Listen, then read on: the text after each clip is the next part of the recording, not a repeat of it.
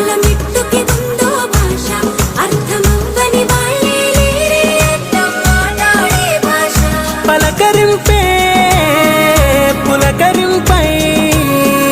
పిలుపునిస్తే